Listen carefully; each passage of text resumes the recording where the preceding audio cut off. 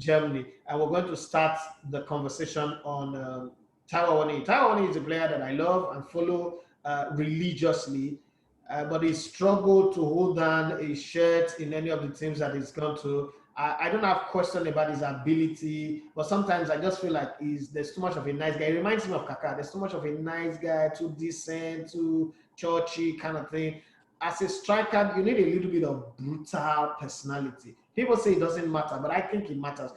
Run your rules? I mean, what's your opinion about Taiwo Awoniyi? Well, my opinion about Taiwo Awoniyi is that first and foremost, he's a very fantastic person. Yeah. He's a very humble, very down to earth, and a proper human being. His level of respect for everyone is amazing. They say that a great man in the way he treats ordinary people. Yeah. Taiwo Awoniyi doesn't respect you based on class, political status, societal status, or financial wealth or capacity. He's just a real, genuine, Christ-like human being. You understand? That is the person. Now the footballer is a good enough footballer who has potential like every other young player, who has not been fortunate enough because obviously the career path that he took, going to Liverpool where he couldn't even fight for a shirt because of administrative issues, work permit, eligibility, which is no fault of his, and then that has led him to go. He's been on loan all his life, over 7 different loan deals till date, and he himself has no control over that. He's tried to do his best, but unfortunately, circumstances surrounding his loan deals haven't really favored him. I'll break it down. He has only done well in Mukron, or some Nigerians say Muskron, just as it is written. Where he scored, week in, week out. And for 8 weeks, he was in the team of the week in Belgium. And then, of course, he left there. And since then, he's not been able to really pick up or play at all the clubs he's been to. And now, this is what he said to me. The problem is, he comes to these teams at the middle of the season. Most times in January, when the league is already, halfway into the season. No proper pre-season, no proper getting used to the system, the coach and his teammates. Exactly, and the coaches don't know him.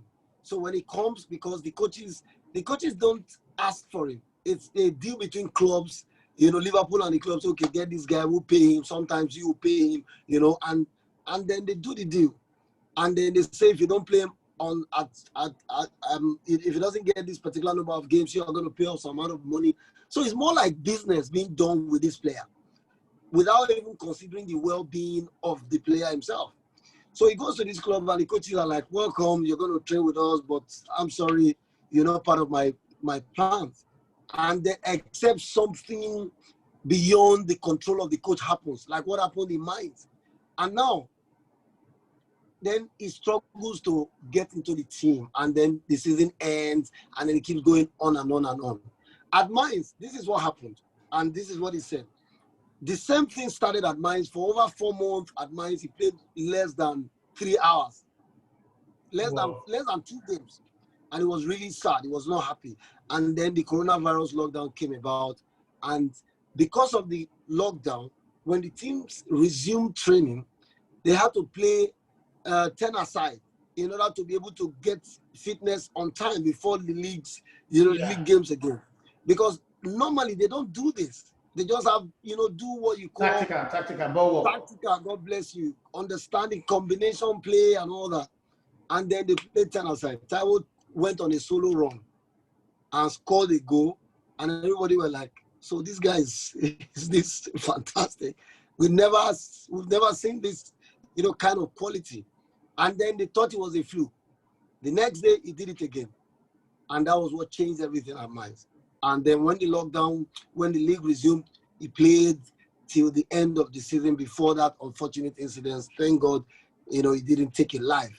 But now the good thing about Union Berlin deal is that he's joined them at the start of the season. But still too late because the season started today, on Friday, officially. So he didn't do any kind of preseason, for the coaches to see him. But here's the thing. They have an emergency at Union Berlin. Uja is injured. They sold one of their strikers. I think two of their strikers are injured. And then Taiwo Awoniyi is needed as a quick fix, just like Igalo to Manchester United. So let's hope that he will get to play, before Uja and the other guys are back, and then he will be able to show to the coaches that he's got quality. He's younger, actually. Uja has reached, the twilight of his career, and I'm sure that with Taiwo Awoniyi, they can begin to build a new future with a new Nigeria. So I hope that this will be better, this time around.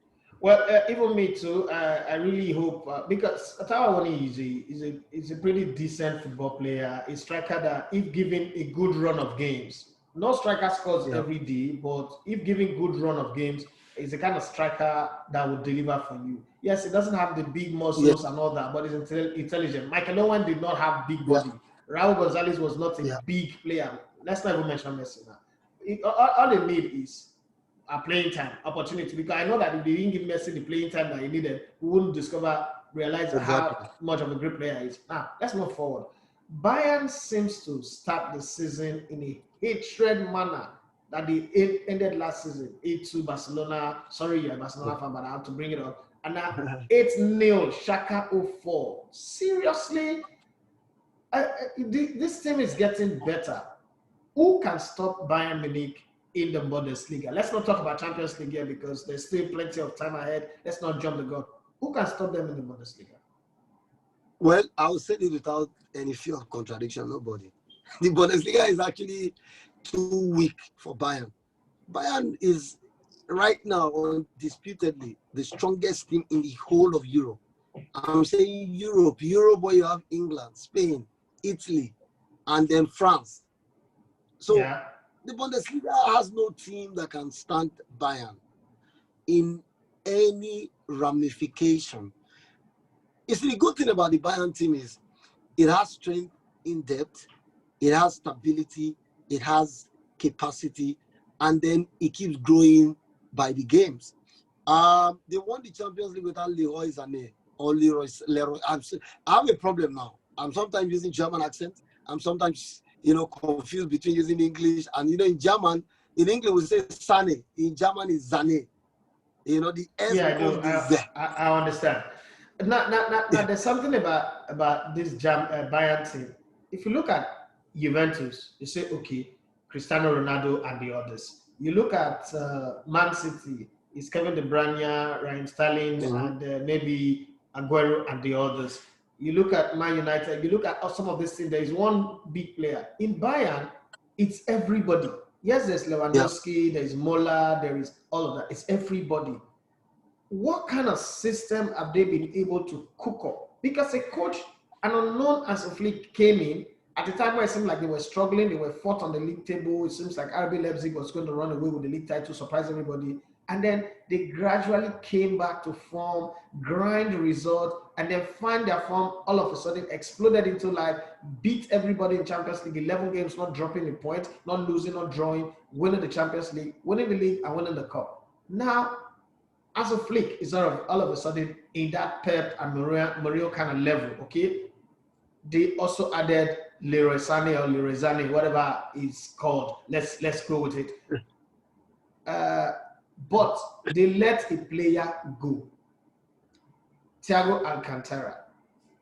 How is it that such a good player in Thiago Alcantara can be so cheap? Is it because he's 29? Is it because the contract had run out? How was his contract? What was it earning at Bayern that made it so 25 million for that kind of player? How? Well, like you said, I think that the circumstances surrounding his transfer made that, made it to turn out that way because his contract was almost over, and for Bayern, it was even a good deal to get such an amount. 29 years old, is giving the club so much. They won several league titles, won the Champions League, won a treble with him, and it looked like it was time for him to move somewhere else. And for that, they got 29 million. 20 million. I guess 25 million. 20 million plus 5 million add-on. 20 million euro cash, and then 5 million euro to come.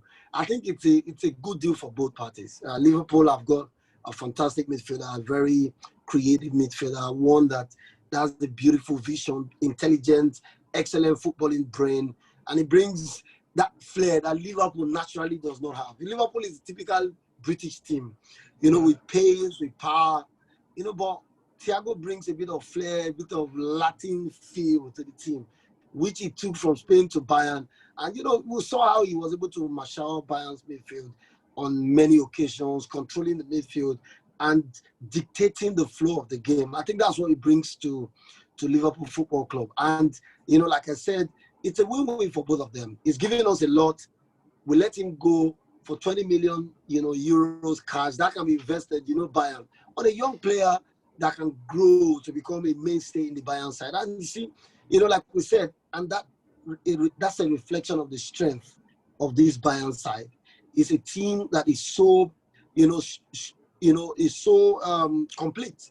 It's a team that has capacity, dynamism, and has a coach that is tactically astute. He was already a part of the Bayern system. He came on, under former coach Niko Kovac, former player of the club. So, like they say, he understands the DNA. He's a club man, yeah, he's a club man.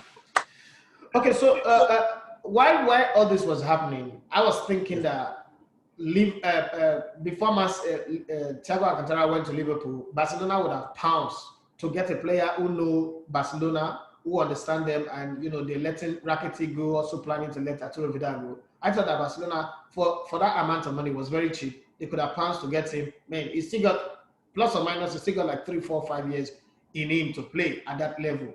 But Barcelona didn't do that deal. What we're hearing, Ronaldo was supposed to go to Barcelona, but right now I don't know, because we're also hearing that it's going to extend his deal. What's your make? Would you rather love to see him go to Barcelona, or going to Liverpool is okay for Thiago Alcantara? Of course, I think that going back to Barcelona would have been perfect. It's like going back home to where you belong. And Barcelona, of course, we're not talking about Mallorca or Levante. We're talking about Barcelona. Regardless of what has happened in the last season, one of the biggest clubs in the world, and arguably the biggest club in the world. Fantastic atmosphere, great stadium, play with Messi, play under the best stadium, the best stadium in Europe, the biggest in Europe. So I think that going back to Barcelona would have been a very fantastic one for him, because the Liverpool move still has a bit of gray areas. Yeah, you never can tell how things will turn out. Liverpool style. I shudder to. I try to imagine how he will cope, because the way Liverpool play is not something that is in tandem with Thiago's type of football. I hope I'm wrong. I don't know how Jurgen Klopp is going to tweak things, to be able to accommodate Thiago. Liverpool's pace, Liverpool's approach is, I think, is high octane compared to the kind of football Thiago is a tiki-taka type of player. And in Bayern, to a very large extent, they also play something similar to Bayern, but with a bit more pace. More pace to it. More pace to it, but they play with the ball. And that's the kind of football that suits Thiago. But hey, he's a footballer, he's dynamic, he can adapt to every situation, and that is why he's called a professional. So we see how that pans out in England. But like you said, I think that going to Barcelona would have been a fantastic and a perfect one. So I wouldn't talk to you and then not mention Osimhen. I mean, Osimhen is your creation, is your dragon, is your creation. I mean, I'm not saying that you're the coach that discovered him, but you played a part. No way. Like I always say, I hate to wait till people die before I talk about what they've done in life. They should hear me sing their praises. If that's what they call eye service, then I'm the president of the eye service club. Exactly. Like my friend Bobby is the Nigerian president online. So Osimhen came in today. Gradually he had fantastic preseason. He scored the most number of goals in their preseason, their short preseasons. And then they took time to integrate him in. The team started with Insigne, Dres Martens, and the other guy up front, and then they brought him in the second half. Looking at this, with the kind of money that they used to buy him, is he under any pressure to score a particular number of goals? Have you spoken to him and maybe they're telling him, guy, we brought you like this, so you have to do a Gabriel Batistuta kind of thing. You have to do Gonzalo Higuain. You have to score 20, 25 goals. Is that a pressure they are putting on him, or him himself is putting the target to himself and look, I've been scoring goals all my life. At this place, I want to score 30 goals. I think that Victor on his own is a very ambitious guy. He's a guy who has high standards. Which is and good. That alone is a pressure. I think that he demands a lot of himself, and that alone says it all. They may not say it outrightly, but you can read the handwriting on the wall. Napoli has spent a huge amount of money on Victor. You can see how long the transfer took because of financial details. It took this club a whole lot to be able to cough out that amount of money for a young African who hasn't really lighted up Europe. His first big break in a big European league was Lille. It's not like he's done it 4 years, 3 years, 2 years, and then you can say, yes, he's tried, tested, and trusted. It's still like a risk that Napoli is taken. And then you know that they would expect so much, of him. They are letting some players go like Akatugba, who scored is exactly the same amount of goals Victor scored in Lille, which says that they are at the same level. But they are asking him to go so that the Victor can be, the main striker, which means automatically that, hey, you've got to do more than Milic did last season for you to be regarded as success, or at least a work in progress, because it's a 4 years or 5 years contract, which means that they want to earn something of him and then cash out, right? Yeah. So there's so much that is expected of him. If anyone says to me now that there's no pressure, then that person is deluded. You can't tell me a player is bought for 50 million euros and that there's nothing expected of him. There's huge pressure on Victor. Napoli is not the biggest club in Italy. They have bought Victor so that they can compete favorably against Juventus, Inter Milan, AC Milan, Roma, and the likes, which means pressure. Without being said, there's pressure, and pressure. But hey, Victor looks like the type of guy who is used to pressure. You look at his upbringing, he grew up in pressure. Growing up in Lagos, Matthew, we live in Nigeria. Living in Lagos means pressure. You are surmounting on a daily basis one challenge or the other. If it's not police, it is SARS. If it's not SARS, it's guy driving like an idiot on the road. If it's not the guy driving on the road, it's your neighbor who is just trying to, cause problems. If it's not that, at work, one colleague, or, it's just generally a life of surmounting challenges. So True. I think that's what Victor is meant for. That's what Victor is built for. And I think he's eminently ready for that. And let me just quickly say that in their game against Parma, I incidentally had an eye in the stadium. Someone, a friend of mine who is an agent, who is an ex-Super Eagles player, Ugo Uka, unfortunately one game for the Super Eagles. But it's important.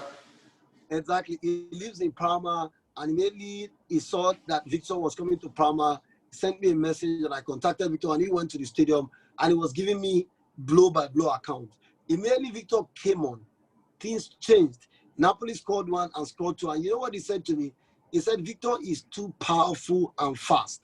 Immediately he came on, you could see the difference in the Napoli team. Napoli naturally don't play with strikers. They create all of the chances through the wings, and then, they get their goals. Find their way to the goal. Like, I saw them against Barcelona, good team, but they lack cutting edge. And I think that buying Victor will solve that problem of cutting edge. And I think that Gattuso, with what he has seen today, will realize that, hey, I think that I just need to go head on and play Victor as the out-and-out striker with Mertens and the likes Insigne coming from the flanks, and behind him, they can create a lot of chances, and our game will change. So I think that Victor has started on a fantastic note, even though he didn't score He made an impact, instant impact. And that is what Napoli will see, perhaps, for the rest of the season. So Very any before unforeseen circumstances like yeah. usual. Now, so before I let you go, I want to get your take on this. Uh, Barcelona, Real Madrid, Atletico Madrid are the top guns in Spain. Yeah. Real Madrid won the league title last season. No disrespect to them, credit to them and Zidane, but I still think that that title was given to them on the platter by Barcelona, not because they were, ebulliently fantastic, amazing, or they blew anybody apart. Atletico Madrid, I thought that last season they should have seized the moment and run to the title, But Diego Simeone seems to have his eye on the Champions League to crown his coaching career. It didn't work because it was also bringing new players together. Barcelona, on the other hand, it was very disappointing, I'm sorry to say. To lose to Leipzig, no disrespect to Leipzig. I mean, PSG showed us how you can play as a big team. Atletico just basically blew it. I'm not disrespecting Leipzig, but you can't tell me Leipzig is better than Atletico. No, I wouldn't even agree in the first place. So you look at that and say, if you are put on the spot, of these three, I still think that they are going to be the big three in Spain. Of these three, who's the most likely to win the Spanish La Liga this season? Honestly, if you mention Barcelona, it's difficult for me to be logical. Right now, I'm going to be talking with my heart. But if I have to be objective, Barcelona was very disappointing last season. Like you said, they basically handed the trophy to Real. It wasn't that Real were out of this world, but somehow they improved. After Ronaldo left, it took them time to find their footing. And immediately they gained some level of balance. Benzema started to, he's always scored, but unfortunately he's been in the shadows of Ronaldo for so many years that people didn't really see how much of a good player Benzema was or Benzema is. And that became clearer after Ronaldo left, because Benzema became free and became like the big boss. Everyone feels good when they are, seen as the leader. He became the real leader, and then he was delivering week in, week out. So Real Madrid regained their balance. Zidane came back. Credit to Zidane. He's shown, that he's got a fantastic tactical mind. He's got good coaching abilities. We've seen how he has been able to transform Real Madrid after returning, to the club. So credit to Real Madrid as well, because you saw them against Barcelona, how they were, very difficult for Barcelona. That was, for me, the measurement of who was the better team in the La Liga. And Real Madrid clearly were the better side, and they remained consistent and went on to win the league. As I speak to you, I don't know if so much has changed as far as Barcelona is concerned. The only thing that changed is that Messi wanted to leave and he stayed. Rakitic left. They signed Trincao. Trincao is not a name that jumps at you immediately. You see it. And give you excitement. Player. Yeah, exactly. It's a young player who we still don't know much about. We want to see what he can offer. Good thing is Dembele is back. There's Ansu Fati, Griezmann. We hope Griezmann can have a good season. But what of the defense? Because the problem with Barcelona last season was not the attack. It was the defense. The fact that Barcelona needed to score 4 goals to always win games. They were not in a place where, 1-0 will win them game. Barcelona will win 1-0, will be leading 1-0. The opposition know that if we can only just put the ball in the 18-yard box, we would score. So where is that defense that we used to have, that had Puyol, that, when Piqué was Piqué, where Dani Alves, Jordi Alba, that defense? Because if you don't have that defense, I don't know. I think that's also that was also a problem for Barcelona last season. Although Lenglet was amazing, he was one of the surprising, one of the best signings Barcelona made, and I think it was very impressive. Piqué, I cannot run down Piqué. Piqué has been a fantastic player for Barcelona. Yeah. My problem was the right side of the defense. Nelson Semedo was like a yo-yo. Today, good. He was blowing hot and cold. Firpo was, for me, too average. He wasn't good enough for Barcelona as far as I'm concerned, and he was very clear. He couldn't. You see, Barcelona is a team that is known for having wing backs who who join the attack and are still very, very reliable when it comes to defending. But these days we have defenders who look very lackadaisical, who don't have the pace and energy, to shuttle between the flanks for 90 minutes. I think that's something that Barcelona has missed, and I think that they are in search of very quality fullbacks. Alba, I mean, it's difficult to say. I don't know if I should say Alba is fantastic or decent, but it's just there. And I think that for Barcelona, they need good fullbacks, maybe one or two central defenders again, and the defense will look good again. All right, thank you very much, Oma Akatugba. I will be looking up to you to give us, touch on Nigerian players during the course of this season on our radio. And we do hope that everything will return back to normal, because I don't like this new normal. I don't like it. We're afraid of going to stadium. We're not allowed to go to matches and all that. I want to see Oma back in press conferences. I want to see Oma back in the stadiums and all that. And once that happens, it's fine. I love the pictures of you in stadium, in press conferences, traveling from one place to another. Now, if me that is observing you is missing it, I know how it feels for you, But then it's also giving you a very good time to be close to Nelson and Tega. That one they will love. They will love forever. Yeah. They will cherish forever. At least one thing good came out of this one. But having said that, thank you so much, Oma. I don't know if you have any other thing to add. Yeah, let me quickly add that, like you said, this is not the new normal. Is not what we like. No one enjoys it, but things are beginning to crawl back to not normal, but things are looking better again. For example, in the Bundesliga, we've seen a couple of fans allowed into the stadium in Bundesliga games this weekend. 10,000 saw Borussia Dortmund against Mönchengladbach. A few thousands were in other stadiums across the country. But of course, with strict measures, they are selling only personalized tickets so that people can be traced in case of infections as a result of going to the stadiums.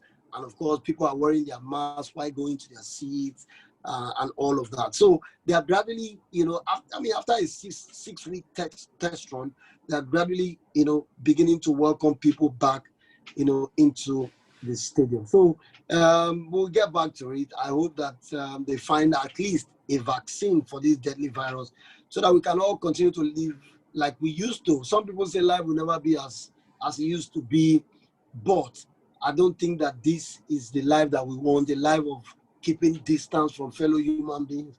We live with affection, we live together, we like to touch one another, we like to feel one another. That cannot be stolen. If that is taken, our life has been cut short, basically.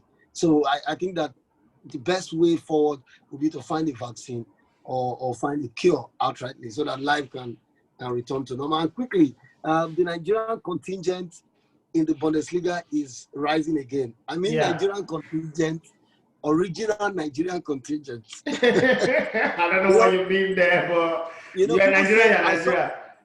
On one of our stories on the Daily Times for Monday is a report of Nigerian players who featured in the Bundesliga this weekend. And most of them are Torunariga for Hertha Berlin, Felix Oduokhai for Augsburg, Zirkzee, the guy for Bayern, and one other guy. The Bayern guy, yeah. These are names these are people who don't even know Nigeria. Let's be honest. Yeah. All of them never been to Nigeria. I met Torunariga the other day. He didn't even want to speak about Nigeria. And he's blacker than myself. It's not even like a mixed race, you understand? But he's almost have no idea about Nigeria. So that's why I use the word original Nigeria. Now, I want to explain that for you because I used to get angry with the players, but then one time one player called me and sat me down and said something to me that changed the way I look at those players who are not original Nigerians, but then maybe sometimes somebody's trying to get angry with them. And this is what he said. He said, when you grew up in a house in Europe, your parents came to Europe pretty early, maybe you were 1 year old, 2 year old, or probably you're born there. And all the stories that your parents say to you, like you now, you tell Tega and Nelson beautiful story about Nigeria, even though we have our struggles. Sorry to interrupt you. I left a movie to come do this. We're watching a movie called The Queen of Katwe. It's a Uganda movie. Yeah, I know. I've seen that movie. Yeah, they're playing chess. Oh my God. You see, the story highlights the real ghettos of Africa, but in a beautiful way. You see the ghettos, but you see the beautiful life. Yeah, the personality in it, the humanity. I was telling them, God bless you. I was telling my partner while we were watching the movie, there was a scene where a girl was trying to buy, I think, plantain from a guy on a truck. Yeah. And then the guy said, your mom is still owing me some money. And then, despite that, he still sold for her on credit. So I told my woman, I said, that is the humanity that we have. He said to her, your mom is owing me some money, but still went ahead. Go and eat, because you have to stay alive to pay me that money. Exactly. I love you. I love you more than I love my money. That's who we are. So, I said to her, if that was Europe, no way. Because, I mean, you people have a good system and it has taken your humanity from you. Because you know why? Yeah. Whether you have a job or not, you are protected. So the next person feels like, why do I have to give you money? They give you even if you're unemployed. You don't even lack food, clothes, and shelter.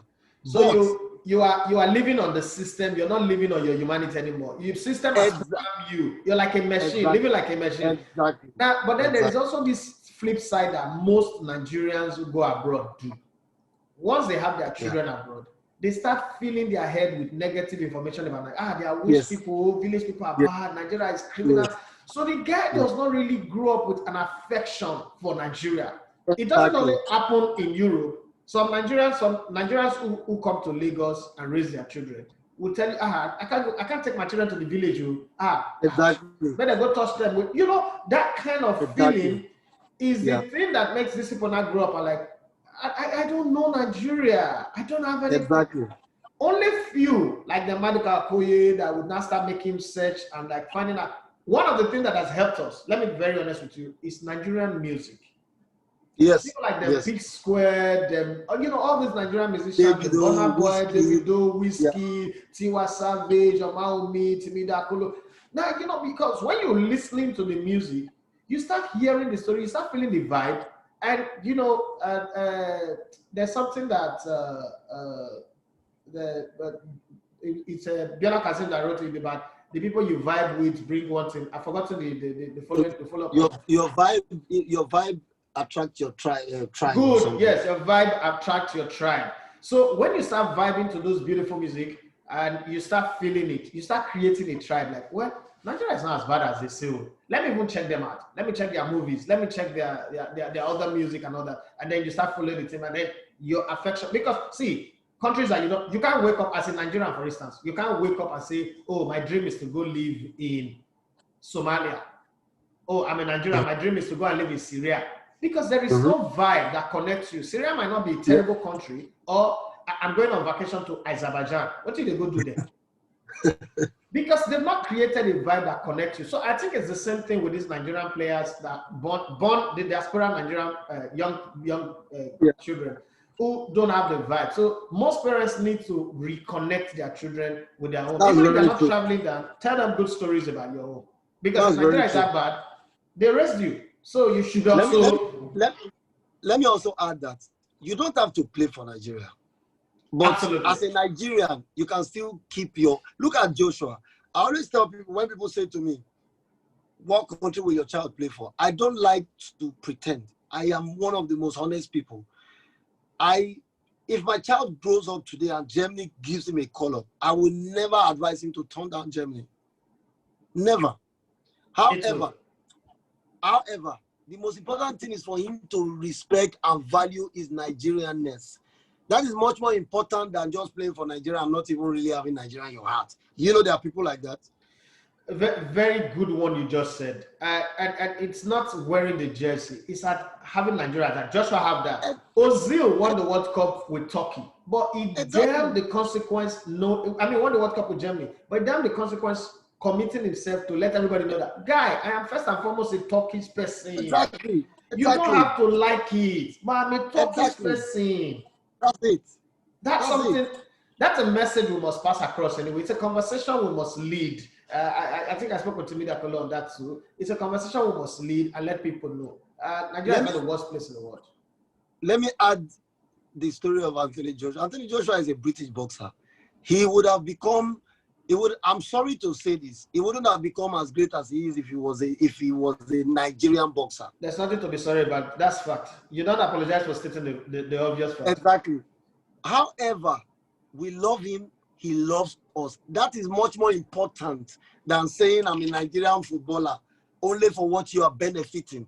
Are you truly a Nigerian in your heart? That's more important. I don't know if you get my point. I do get it 100%. I do get it. That's more important. The day I interviewed Joshua, and he said to me, he said, "You see, I've got Nigeria in my heart. I'm a Brit. I forgot the lines. I'm a Nigerian man. I'm a Nigerian man by blood. I'm also a British man. Let's forget about the nationalities. We're all human beings, and that's much more important." And then he went on to say that me and my mother, we are planning to do good stuff from the village where I come from. And you know, he followed that up. He followed that up, yeah. He saw it. Yeah, I saw it. So that makes him, that shows to you that Nigeria is very close to his heart. We have seen people play for Nigeria. The moment they retire from football, they never step their foot on that country. With their names the names are everywhere. They're everywhere. Let's not start people who say they play for Nigeria. They play for Nigeria. They pretend to love Nigeria, but outside of football, they don't visit Nigeria. If not for national team color. So true. So true. Where is the love? Where is the love? So true. There are a lot of people who want to take away from Nigeria and not even add value to it at all. Well, thank you very much, Oma, for your time. It's time for us to go on that break that is begging. Thank you very much. And to the listeners out there, this is going to continue quite a lot this season. I mean, Elevated TV Radio is both ours and Oma's own. It's not just us alone. So we're going to be having him a lot. And I feel privileged to have him on this platform. You know, honestly, people pay to have this, but I have it on a golden or diamond platter. I'm grateful to always have you run the rules of football. I enjoy talking football with you. With you, the time stops. When I'm talking football with you, the time stops because there's so much intelligence, so much, brilliant stuff coming out of you, and the way and manner you carry out these words and put them out there really, really, touches my heart, and I like listening to you. Thank you very much for your time on the Sports Lounge with me today. I hope that when we call you again, you'll be available for us. And our regard to Nelson and Tega and everybody in the house. Thank you, and my regards to every member of the Legbete family. Fantastic stuff. What I'm seeing looks good, and I'm very happy, and I congratulate you. Thank you, bro. God bless you.